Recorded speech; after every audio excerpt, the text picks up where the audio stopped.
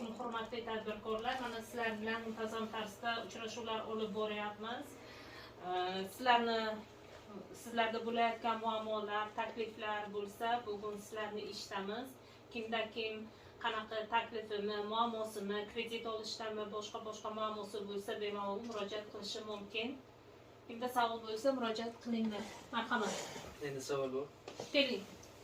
Assalomu alaykum. Assalomu alaykum. Keling. Men Milko'z mahallasidaman. Humoyin servis ish boshlovchisi. Menga aylanma mablag' uchun 100 million kredit berishni so'rayaman.